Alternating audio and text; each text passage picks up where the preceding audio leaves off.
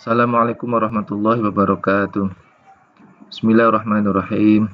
Alhamdulillahirabbil alamin. Wa bihi nasta'in ala umuri dunya waddin. Shalatu wassalamu ala asyrofil anbiya'i wal mursalin sayyidina wa maulana Muhammadin amma ba'd. Yang kami hormati Ibu Nailur Rahmah MPD selaku dosen pengampu mata kuliah Psikologi Pendidikan. Yang kami banggakan teman-teman di kelas B13. Perkenankan, saya Soidul Imdad, kelas B13, akan menyampaikan presentasi tugas akhir di semester 4 mata kuliah Psikologi Pendidikan dengan mengambil topik intelijensi. Alasan saya mengambil topik intelijensi karena relevansinya dengan kebutuhan guru untuk menangani peserta didik, sehingga dengan bekal pengetahuan tentang intelijensi dapat dimungkinkan seorang pengajar atau seorang guru mengetahui intelijensi peserta didiknya, sehingga dapat menerapkan metode-metode yang sesuai dengan peserta didik. Pembahasan yang pertama pada topik ini adalah kecerdasan. Kemudian pembahasan yang kedua, kita akan membahas tentang pengertian IQ, kemudian EQ, dan SQ. Pada pembahasan yang pertama, yaitu kecerdasan, pertama saya akan menyampaikan terkait definisi daripada kecerdasan. Jadi kecerdasan ini dibagi menjadi dua pengertian. Yang pertama secara bahasa, kemudian ada secara istilah.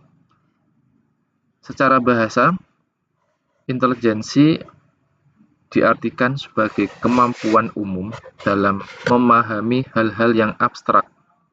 Sementara pengertian intelijensi secara istilah adalah suatu kesanggupan seseorang untuk beradaptasi dengan berbagai situasi dan dapat diabstraksikan pada suatu kualitas yang sama. Adapun istilah kecerdasan secara umum yaitu diungkapkan untuk kemampuan seseorang dalam merencanakan, memahami, dan mengaplikasikan. Mengambil pendapat daripada David Wetzler pada tahun 1939, beliau mendefinisikan intelijensi itu adalah kemampuan berpikir secara rasional dan berhubungan dengan lingkungan secara efektif. Faktor-faktor yang mempengaruhi intelijensi yang pertama yaitu pembawaan, kapasitas atau batas kesanggupan. Kemudian faktor yang kedua yaitu kematangan umur. Faktor yang ketiga adalah pembentukan dari pengaruh luar. Kemudian yang keempat adalah minat. Dan yang kelima adalah kebebasan. Kemudian pembahasan berikutnya yaitu tentang IQ. IQ atau Intelligence Quotient adalah skor yang diperoleh dari sebuah alat tes kecerdasan. Kemudian setelah dites akan keluar skor, sehingga pada skor tersebut dapat mengklasifikasikan seseorang itu memiliki kecerdasan yang bagaimana. Skor yang pertama yaitu 140 ke atas. Ini skor yang luar biasa, masuk kategori luar biasa. Kemudian skor 120 sampai 139 ini klasifikasinya sangat cerdas. Kemudian skor 100 sampai 119 klasifikasinya adalah cerdas. Skor 90 sampai 99 ini klasifikasinya normal. Kemudian 80 sampai 89 ini klasifikasinya adalah bodoh atau dul. Kemudian 70 sampai 79 klasifikasinya adalah batas potensi. Adapun 60 sampai 69 ini moron klasifikasinya, 50 sampai 59 ini ambicid. Kemudian 40 sampai 49 adalah idiot. Kemudian EQ atau emotional quotient dapat diartikan bahwa emosi adalah letupan perasaan seseorang, sedangkan kecerdasan emosi adalah kemampuan untuk merasa. Kunci kecerdasan emosional adalah kejujuran kepada suara hati. Seseorang yang memiliki IQ tinggi adalah seseorang yang berempati, dapat mengungkapkan dan memahami perasaan, dapat mengendalikan amarah, mampu menyesuaikan diri, serta menghormati satu sama lain dengan menjunjung tinggi hak-hak manusia.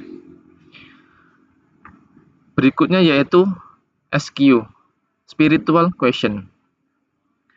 Spiritual artinya adalah inti pusat diri sendiri, sedangkan kecerdasan spiritual adalah sumber yang mengilhami, menyemangati, dan mengikat diri seseorang kepada nilai-nilai kebenaran tanpa batas waktu. Kecerdasan spiritual cenderung mengenai hubungan vertikal antara manusia dan Tuhannya. Kecerdasan ini lahir karena adanya kesadaran bahwa kesuksesan tidak dapat dicapai hanya dengan kecerdasan intelektual dan kecerdasan emosional. Kesimpulannya, keseimbangan antara IQ, EQ, dan SQ dapat membuat posisi seseorang lebih fleksibel dan profesional. Jika diintegrasikan fungsi-fungsi kecerdasan itu dengan baik ketika ia sedang dihadapi berbagai persoalan dan pendidik bisa memposisikan emosionalnya dengan baik, siap menerima kritikan dan masalah yang begitu besar dialaminya. Tapi ia mampu mengendalikannya. Otomatis suara hatinya telah terbuka untuk menerima kesabaran. Maka fungsi SQ secara langsung berfungsi dengan baik, sesuai dengan sikap yang dibutuhkan dengan kecerdasan tersebut. Demikian presentasi yang saya dapat sampaikan. Kurang lebihnya mohon maaf. Akhirul kalam. Assalamualaikum warahmatullahi wabarakatuh.